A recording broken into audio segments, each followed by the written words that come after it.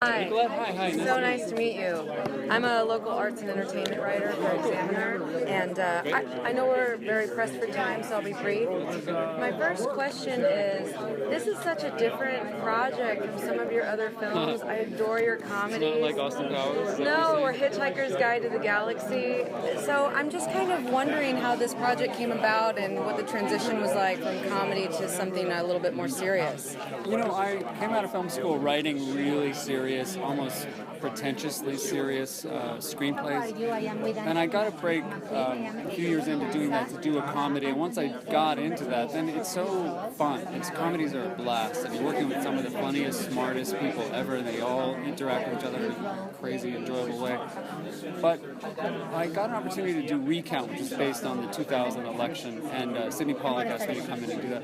And it was like, for me, coming back to what I am most comfortable with. Comedy is really hard, for one thing. You have to serve all the story, get great cast, do everything a director does for dramas, and be hilarious every few minutes, you know. So, but it's more about just these serious films for me are therapeutic because I worry about how our government goes. I worry that we don't seem to be great at picking good leadership and good candidates that are wise, capable, committed to actually improving the quality of our lives and minimizing suffering. Like that seems remarkably rare to find truly great leaders. So I make these stories, particularly this one, because LBJ, though he had many problems later in his administration, those first 2 or 3 years, he accomplished an unbelievable amount of good for our nation. And I don't know. It's to me it's just to be part of the conversation. Well, how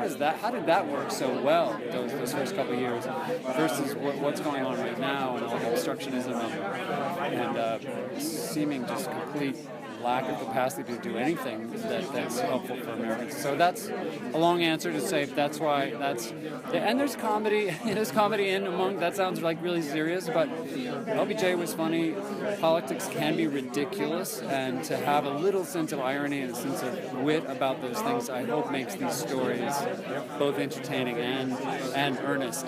Probably too earnest, but that's how I mix it up. Well, my second question is, for such a powerful topic with MLK and LBJ, what do you hope that the message for especially the younger generations that may not be as familiar with the story, what do you think is the most poignant aspect of the film? You know what I think is, it's now the second film I've made about this topic, but to me the most important thing that this film is about, Recount was about, and everything should be about it in 2016 is voting rights. The crazy instinct to somehow make voting more difficult is the most insane and ludicrous thing I can't even figure out how anyone's swallowing that. That should be let's make it harder to vote early, harder to register, harder to find the polls, harder to vote when you're out of your own district. Like, shouldn't voting be as easy as going to the ATM or putting gas in your car?